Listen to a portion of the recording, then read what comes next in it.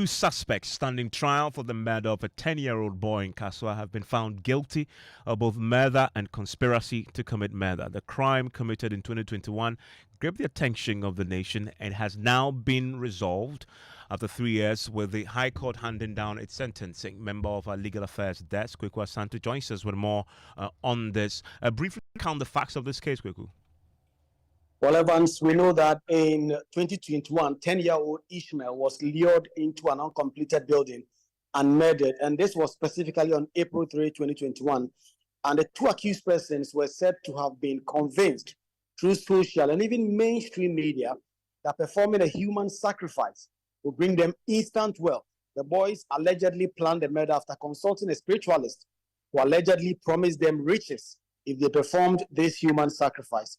So Ishmael, this 10-year-old boy, was lured into this uncompleted building and was hit on the head with a concrete block, and then he was buried alive, according to investigators.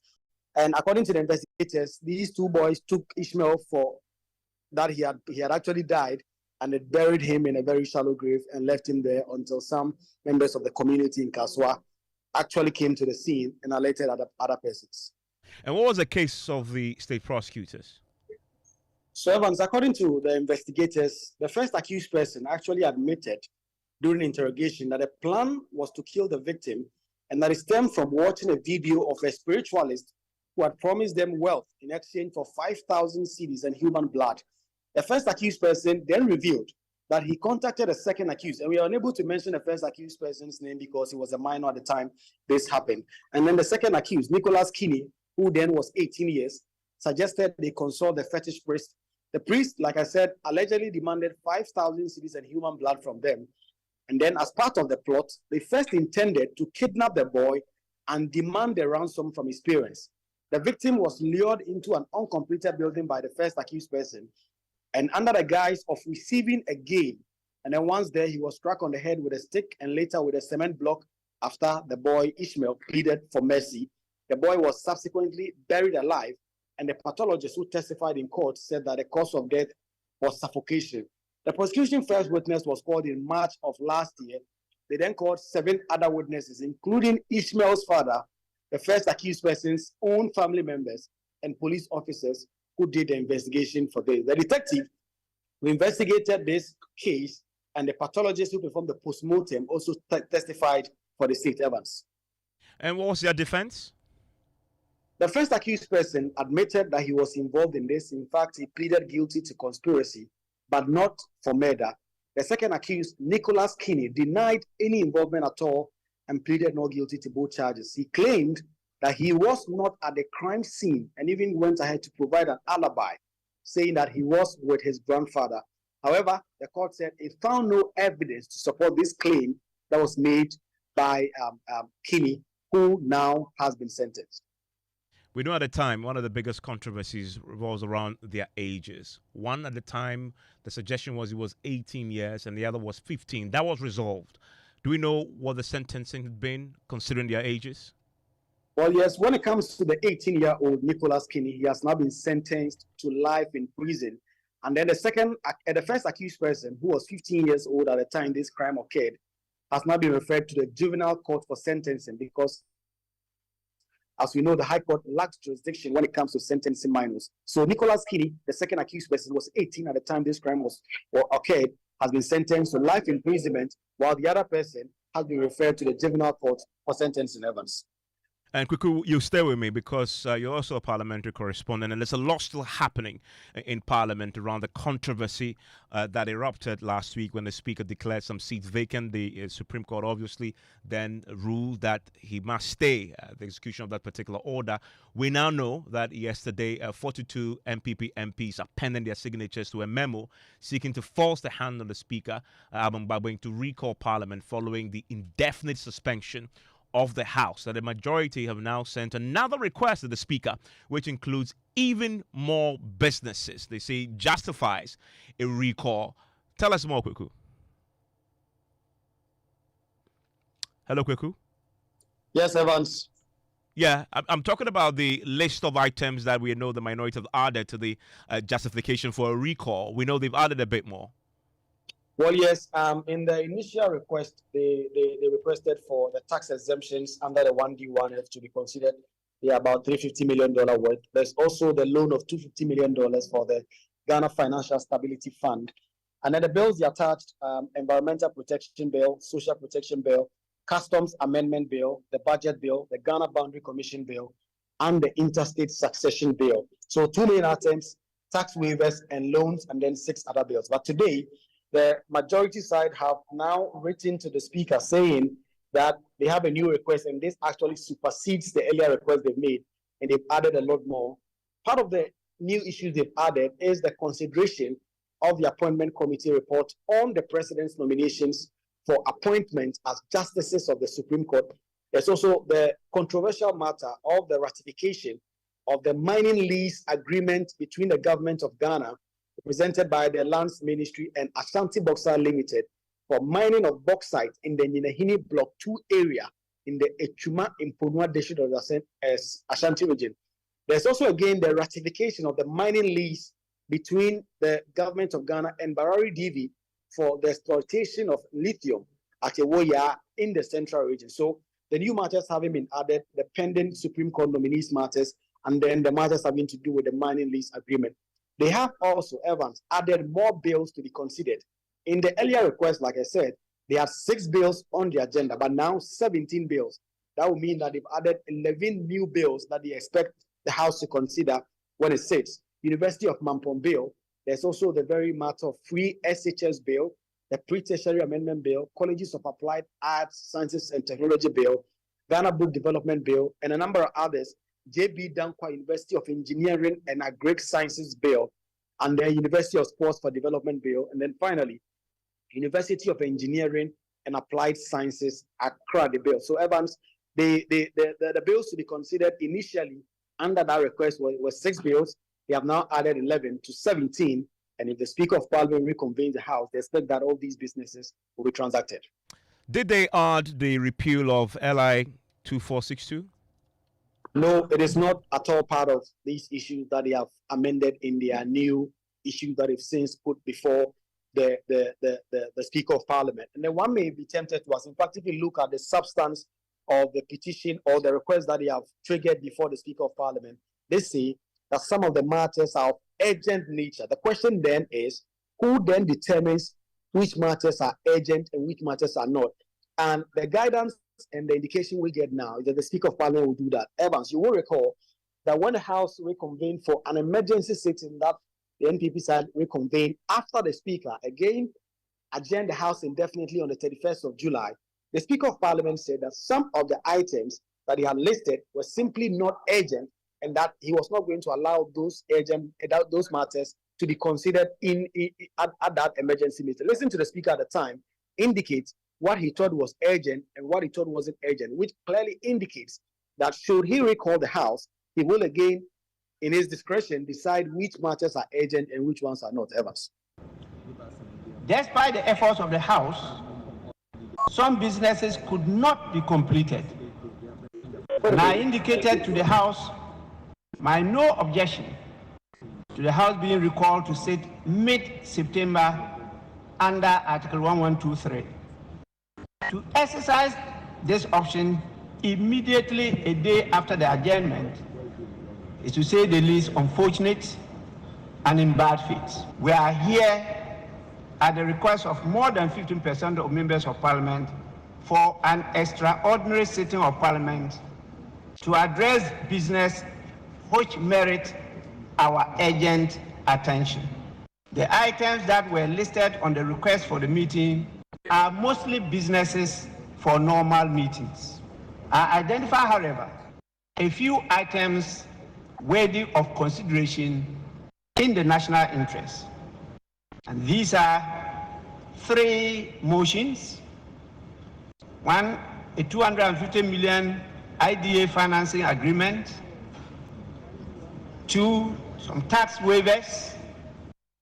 And 3, a possible reconsideration of a decision of the House on an earlier item that was taken on the 30th of July 2024.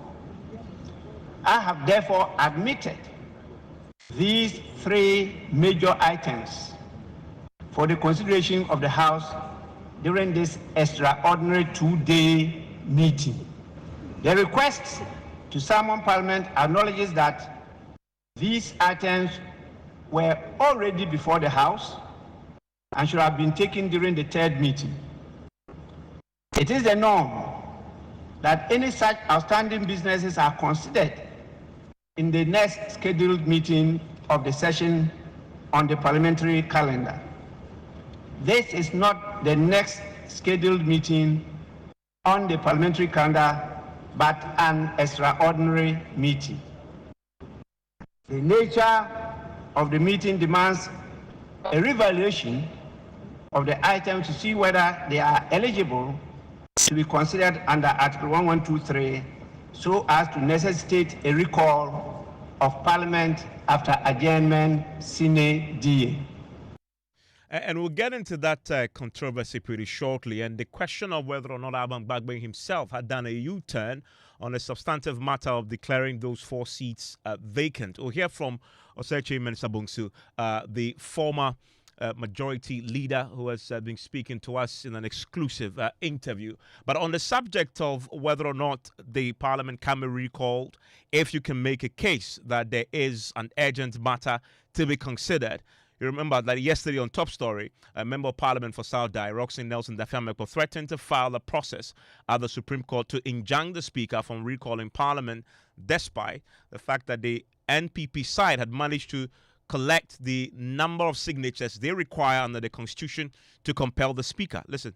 And they should wait for it, because I am also going back to the Supreme Court. I am going to ask the Supreme Court to interpret the constitutional provision that they are invoking. Because when a speaker invokes a constitutional provision to arrive at a decision, they are questioning it. So I am also going to the Supreme Court to challenge this motion or memo for a recall. I will seek to injunct the speaker from acting on this memo until the final determination of my case. I have served notice.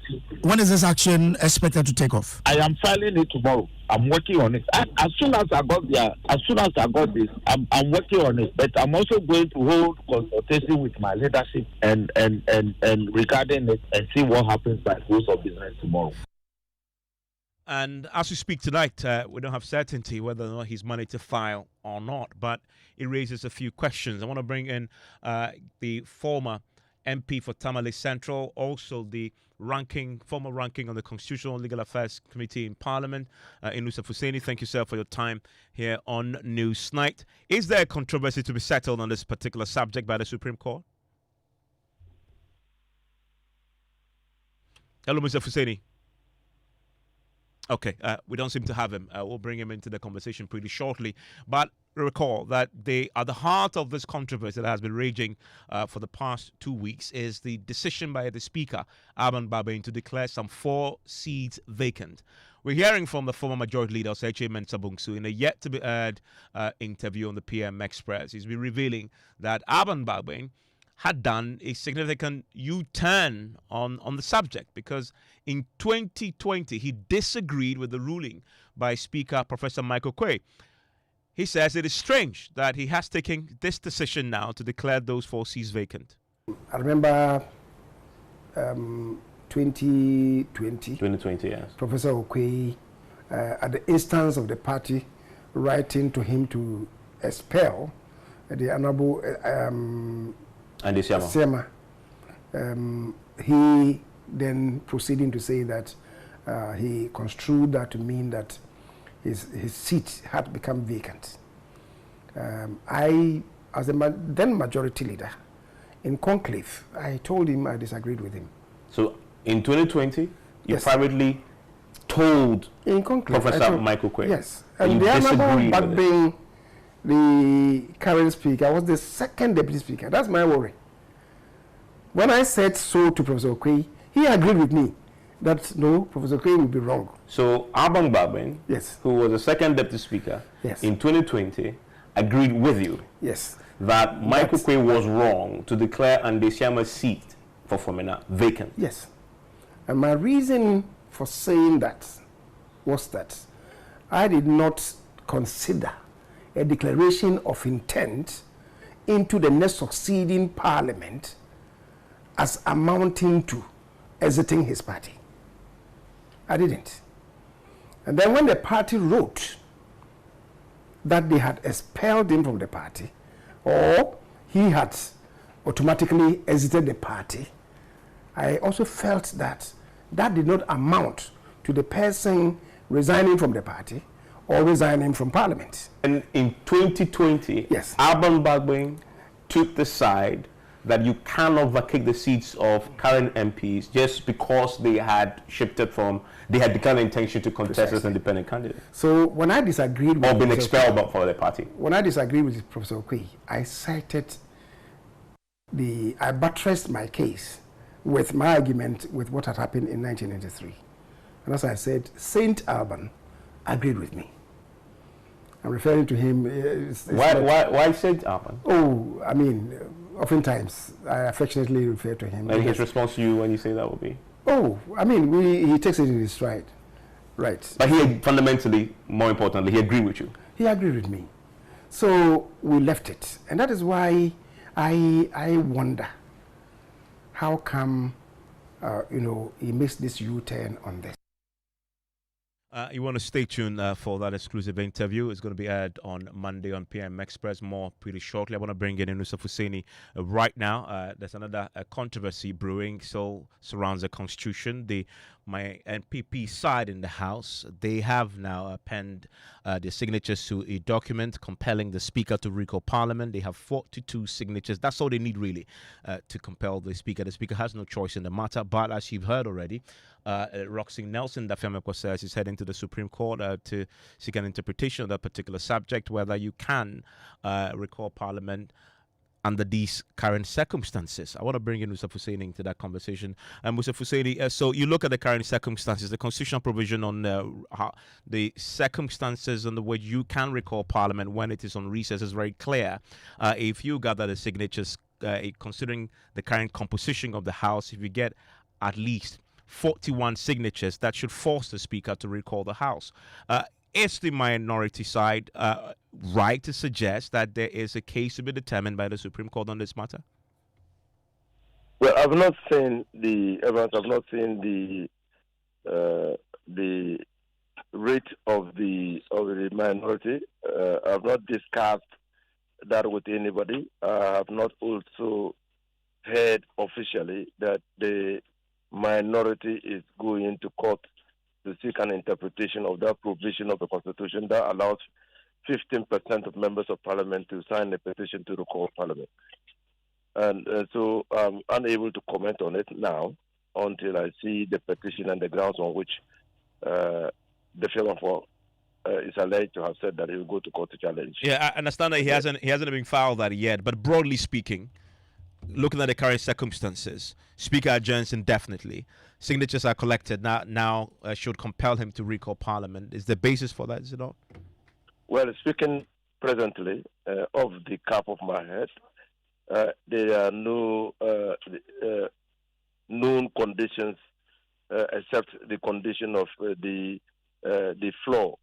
That is the floor level, the 15% of members of Parliament signing a petition to recall the Parliament on some stated grounds. And so if there are those stated grounds and the petition to the Speaker is signed by not less than 15% of members of the House, the Speaker then will have to recall Parliament to determine whether the matters that have been raised in the petition are matters of an agent nature or of public interest. The Speaker is the only authority, as far as Parliament is concerned, clothed with the authority to make that determination, correct? Yes. But he will first have to recall, and then he'll have to make the determination to the rest of the MPs in the chamber. Yeah, so even that one, the Speaker has 7 days within which to recall Parliament. But that there's a bit of a lacuna there. The Speaker has 7 days within which to act on the petition to recall Parliament. But the Constitution doesn't say when the Speaker recalls Parliament. So the Speaker can act within 7 days to recall Parliament and fix the recall for 27th day of December. And read out that determination whether or not there is an urgent business to be conducted. And in fact, he can actually come and say he doesn't see any urgency Urgent business and agenda house again. Again. That's a possibility. That's a possibility. Or, I mean, first of all, he has to fix a date. So he makes a determination to recall Parliament. If he so makes it favorably, that yes, a petition has been sent to me invoking my jurisdiction to call Parliament on an urgent matter, and so he must act on the petition within 7 days. Now, he can say that, well, those matters raised are not urgent. But if he comes to the conclusion that they are urgent matters, he then determines when to recall Parliament. The law doesn't say that he recalls Parliament within 7 days or 14 days. He makes the determination to recall Parliament within 7 days. That's the law. He makes that determination. And so if he makes a determination within 7 days to call Parliament a month after that determination, he will still be within the ambit of the law. Thank you very much, Inusuf Hussaini there. That's the MP, former MP for Tamale Central. Now, talking about this, the former Majority Leader, Osechi Mensah Bonsu, has been speaking about what it will take to resolve this particular crisis that has been unfolding over the last few days. He says the current Majority Leader should endeavor to consult a bit more. In fact, he says consultation holds the key. I tried to reach him because upon my return, I needed to even call him back to brief him about what had happened in Geneva. And then I walked into this. So I just wanted to, kill 2-3 birds with one stone if I had opportunity to see him. But unfortunately, as I said, I came and I had to dash to Kumasi last Saturday. I came Friday, late evening, and Saturday, first flight, I had to go to Kumasi. And as I said, when I went there, I suffered, unfortunately, the transition. But you intend to tell him to the face? Well, I intend to engage him. If I had been the Majority Leader, I would certainly have engaged him. And we remain friends. So if something that I disagree with, he involves himself in that, I have to engage him. I will. Why not? He may agree with me or he may not agree with me, right? But I'm saying that I haven't changed my mind because of the imperatives of Article 97, 1, F, G, and H. Well, Osechi Mensah Bonsu is also calling for calm to prevail because of the timeliness of some of the businesses that Parliament must consider. I think that giving the currency of matters, especially with the CI and as I said, some of these bills, the Speaker could have agreed with them that okay, because the Boundaries Commission bill, for instance, I together with Agaga, Roxanne, Anyimedu, and others sat down and straightened up things. So if it comes to Parliament, I believe they will not take more than 2 days to finish it up. In the meantime, the instrument will be running. So they could have determined with the leadership that given the fact that these things are not conclusive, we have to wait for the Supreme Court. But these are matters that we can deal with. So let's deal with 1, 2, 3 matters, right?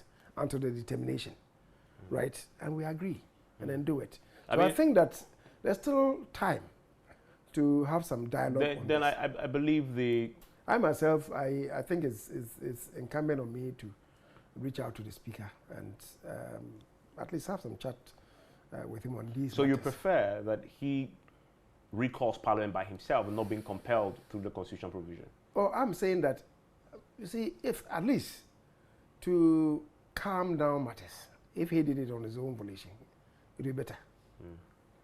But if he doesn't do it? If he doesn't do it and he has to be compelled, he has to be compelled. He receives it and says that, okay, I have within 2 weeks to act. And then that still doesn't deal with the crisis and the emergency that you've talked about. And that is why I'm saying that all men and women of goodwill who can reach out to him should reach out to him and talk to him. To recall Parliament. To recall Parliament.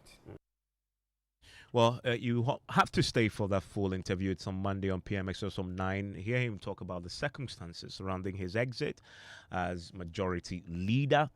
You want to stay for that. Still live here on News 90 on Joy 99.7 FM. Shortly, I'll be sharing your thoughts with the rest of the world. But James Oshan is here with business. Hello, James. Hi, Evans. Coming up in business this evening, Finance Minister Dr. Mohamed Amin Adam insists measures have been instituted to contain government expenditure as he announces total savings of 12 billion cedis from debt exchange program. And Africa Center for Energy Policy, ASAP, clarifies its position on Springfield Afina drilling appraisal, stating that data presented by the company significantly differed from the data used by government. The business news on Newsnight is brought to you by MTN Business, Kingdom Books and Stationery, Syntex Tanks, and Pepsodent Charcoal and Herbal. Welcome back to Business on Newsnight. I am James Ishen. We settle for the details. Now, Finance Minister Dr. Mohamed Amin Adam has pledged that measures have been instituted to contain government expenditure by the end of this year. He gave the assurance following concerns that the government could end up spending more than approved due to the elections. But speaking in an interview with the IMF in Washington, D.C., Dr. Amin Adam said government is committed to reducing Ghana's debt sustainable levels. Why we succeeded, which other countries need to take into consideration in their restructuring, is number one, what we call fair burden sharing, because we had to do domestic debt exchange, which you haven't seen many countries do.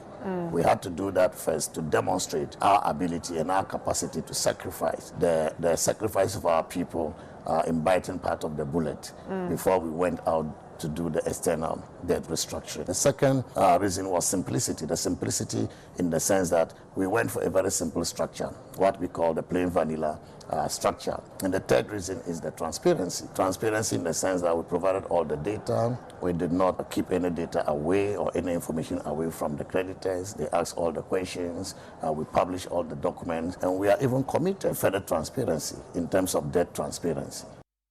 Finance Minister Dr. Mohamed Amin Adam speaking in an interview in Washington, D.C. on the IMF Live Today program. Next, the African Center for Energy Policy has explained that its position on Springfield Afina drilling appraisal are not intended to harm Springfield, but highlight issues of national interest which have been undermined by recent governance failures. The following report highlights part of a statement issued by ASAP to clarify its position.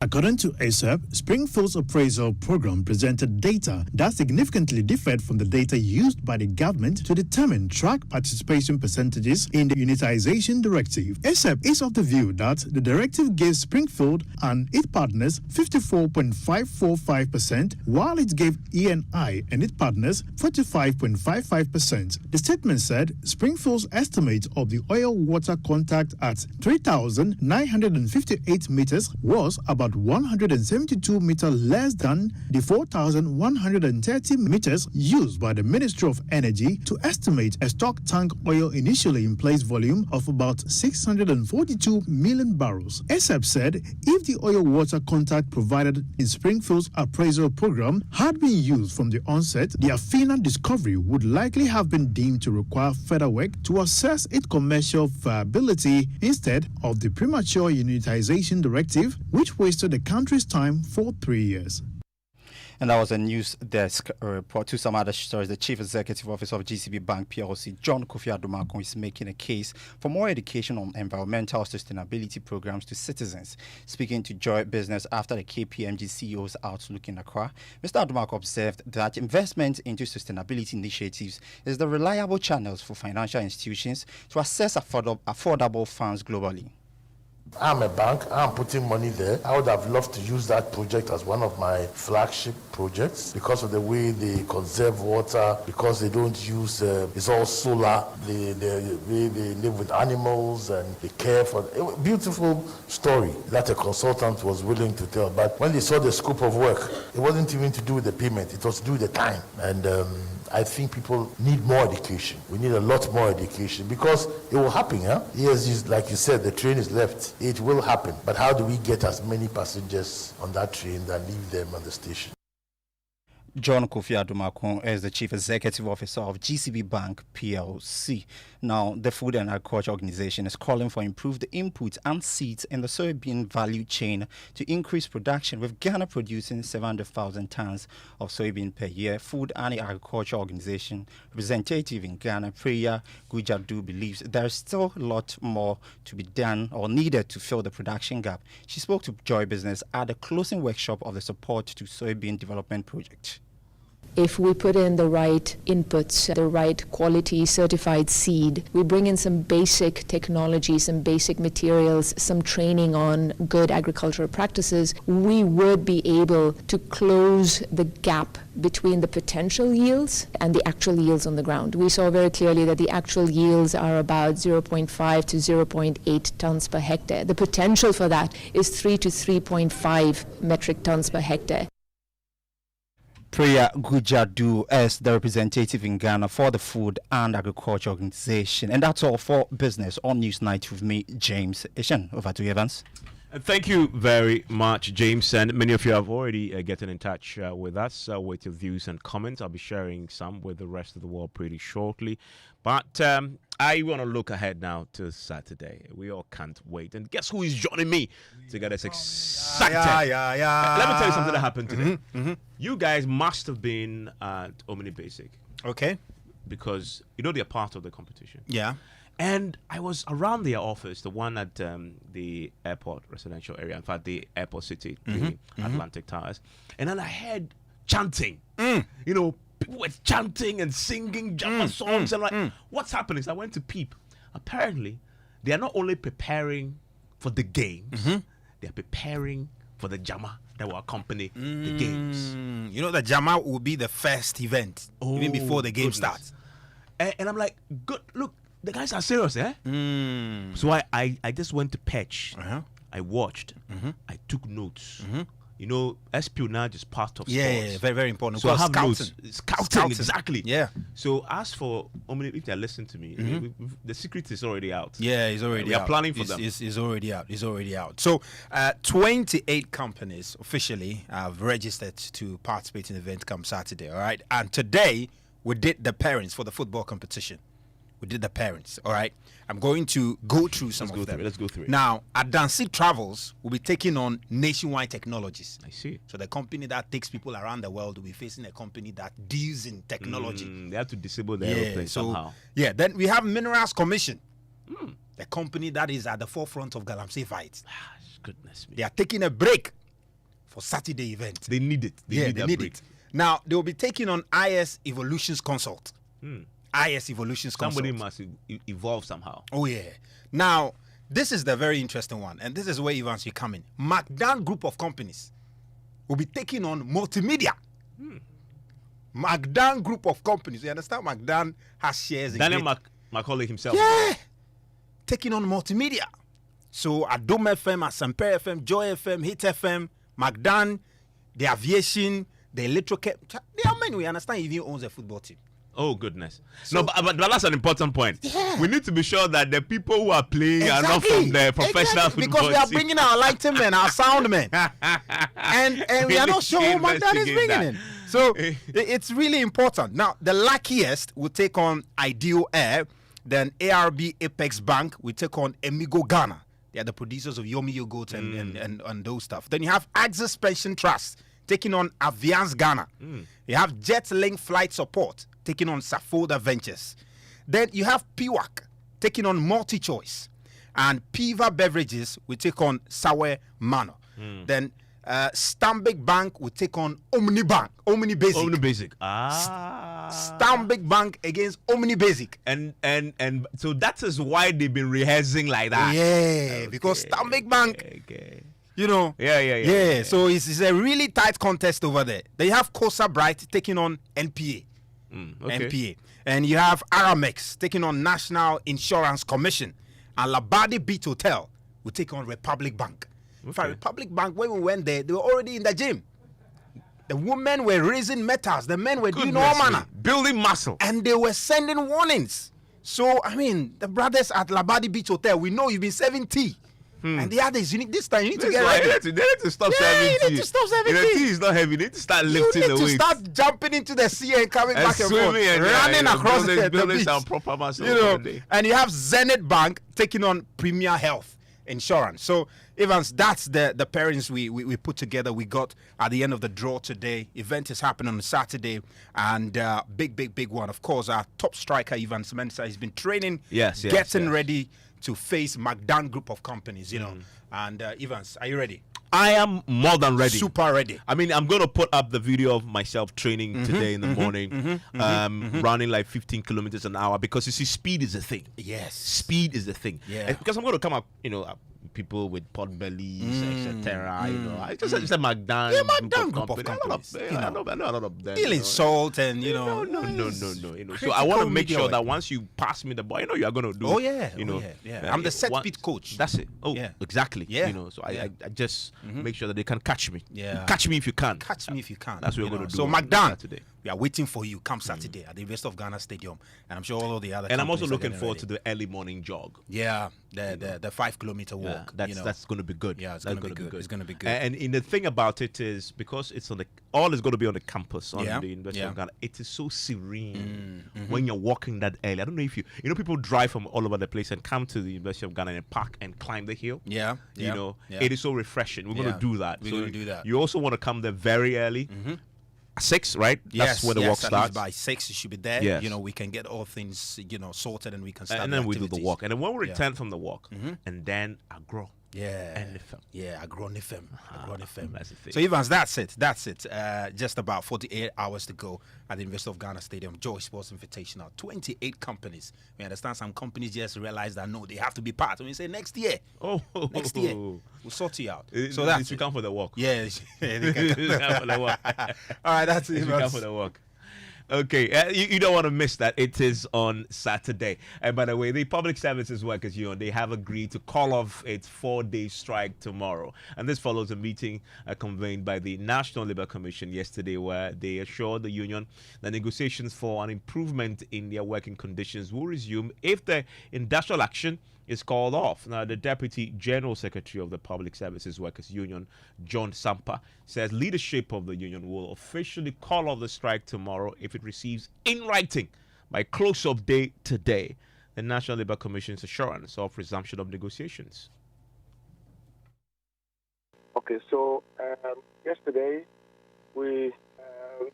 so the outcome is that we are waiting for the letter from the National Labour Commission, which is the ruling, that when we receive the ruling, we will actually apply ourselves to the directive. The ruling is that they gave a directive, but of course they will write to communicate that. And as we go to speak to our executive, we are waiting for it. We have waited for it for the whole day. So we have met with our first group. This evening, we are hoping to have another meeting. If by then the letter has come, which is a written ruling, then we are complying with the directive of the Labour Commission. So you are waiting for it. The moment you get it, you call off the strike, correct? Yes, please. Well, the National Labour Commission says the Public Services Workers Union will be served a letter of assurance before the day ends. Listen to the Commission's Head of Public Affairs, Aram Titome. And the Commission further directed that the parties, the union, in this case the Public Service Workers Union, call off the strike with immediate effect to pave way for negotiation to begin. And the key word here, they call off the strike with immediate effect and go to the negotiation table in good faith. So that is what actually transpired. Usually what happens is when the Commission gives a directive, the Secretariat prepares the brief of the directive of the Commission and it sends it to the parties that are involved. And so that is exactly what they are waiting on. And I can assure you that they are getting it by the close of day. Yesterday, this meeting ran into late night. We ended here around 8 p.m. on this Public Service Workers Union and Fair Wages matter. So the staffs couldn't get back to sit back and do this. Today also hearing is continuing, but then the Secretariat is working on it and they are going to have it before close of day. And we'll get some clarity here pretty shortly from the union if they have the letter now and all set for that call of tomorrow morning. So here on News 90 on Joy 99.7 FM, the executive director of the Center for Democratic Development, Professor H. Kwesi Prempeh, has criticized the presidential candidates contesting the December 7 polls for failing to explain to the electorate how they will address the country's ballooning sovereign debt problem, which is currently frozen. As you know, we've negotiated it and deferred a lot of that payment. Now, the government, as part of its debt restructuring, have renegotiated a lot of these debts. While Prof said he was disappointed, none of the leading parties have a plan to address the economic and debt crisis facing the country down the line. This is happening at a time of exceptional economic angst amongst the population. The country is in the midst of its first ever sovereign debt default, and once again under some form of adult supervision by the IMF, as well as haircuts on domestic investments by Ghanaians holding government bonds. But you wouldn't know any of this if you follow the candidates and song and dance election campaigns across the country. On the campaign trail, you continue to hear promise upon promise of whatever needs to be said to win an election. What you will not hear is discussion of how to break the stranglehold of debt, of Eurobond debt, or the habit of IMF recidivism in which we are caught. No way out of the economic cul-de-sac.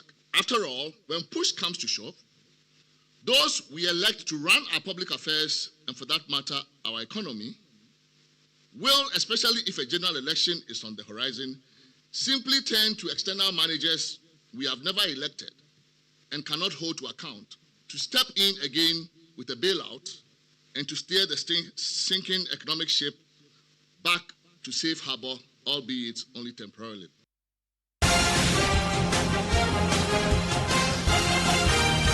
Election Headquarters is brought to you by Petrosol Platinum Energy, Energizing Dreams, the Chartered Institute of Management Accountants (CIMA) and the American Institute of Certified Public Accountants (AICPA), together as the Association of International Certified Professional Accountants, German Ozone Medical Center, Alternative Therapy, Dental, Wellness and Beauty, Shopbox Technologies, a convenient service, Youth Bridge Foundation, bridging the gap for positive youth development, and Syntex Tanks. A year strong, a year tough.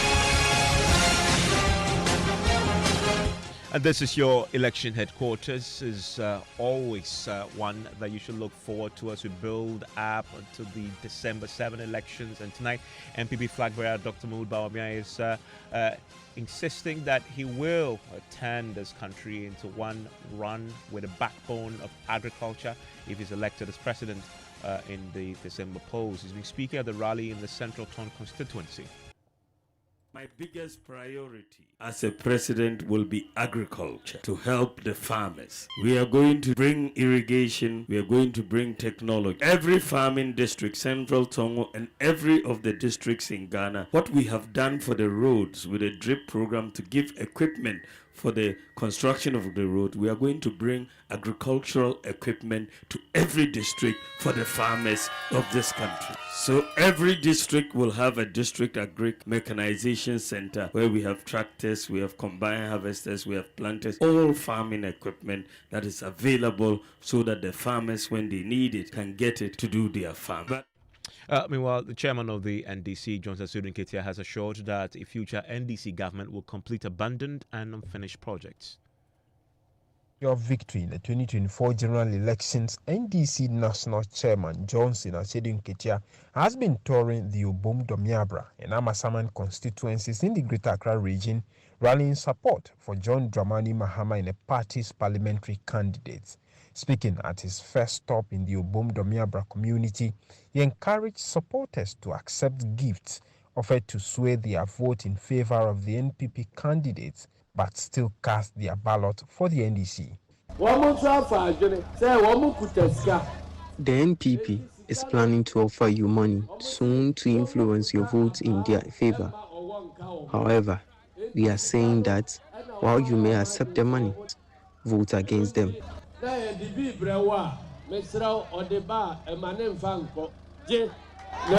further assured that all abandoned and uncompleted projects will be completed if the NDC is voted into power. Our documents indicate that this constituency was meant to benefit from the E-block policy. After we left office, the project is abandoned. President Mahama is assuring that all abandoned projects will be completed. Well, he's been speaking in the Obom Domiabra constituency. So live here on Newsnight on Joy 99.7 FM. And it's time for the latest from the National Science and Maths Quiz.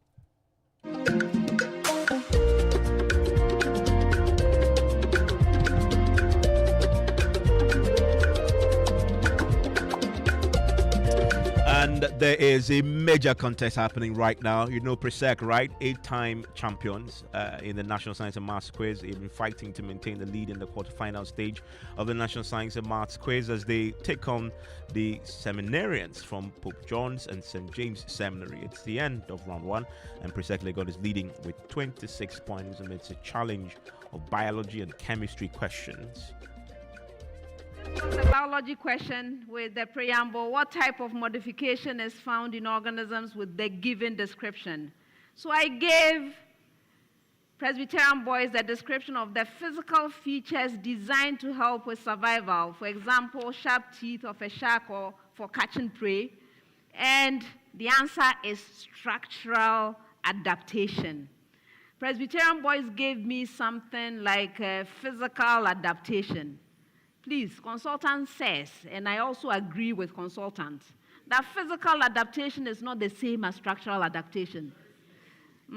Structural adaptation, physical features of the organism get modified. Correct answer is structural adaptation. Learn the thing and let's move on. All right, so not upheld. Then there was a second protest from St. James Seminary. Yeah, we are talking about High protests School. already. This is heating up, and I want to get a quick update from my colleague on the ground. Jackie, who is leading? Well, as we ended with round one not long ago, and round two is in progress. But then the reigning champion, Presec Legon, is actually leading the contest with 26 points. But I would say it's not a comfortable lead yet because Pope John and Seminary Senior High School is also Pope John Senior High School is also having 21 points. So the margin in there is quite close. So we're waiting for the fifth round to know who sails through to the semi-final stage. So Presec is leading as we speak right now with 26 points, and I see Pope John is 21 and St. James is 20. Yes, Evan. St. James is 20, Pope John is 21, and Presec Legon. We're currently in the second round of the contest. Okay, and we're keeping a close eye on this. Another one that is getting a lot of attention. Guess who is storming the studio right now, attempting to intimidate me because the school is in the lead, leading by just 5 points. And he's already jubilating. A man who was once in Presec and is very happy that the school is in the lead. But, you know, as they say, the first shall be the last. So don't jubilate just yet, Alexis. Yes. So, yeah, have you been following?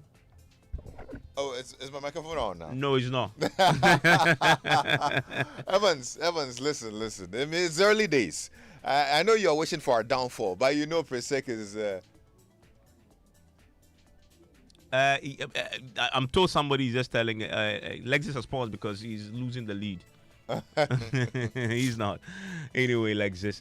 But you want to go on to myjoyonline.com and get the very latest, but also it's live on the Joy News channel right now and across our social media pages. If you are not that yet, I'm pretty sure you'll be following. Enjoy the rest of your evening.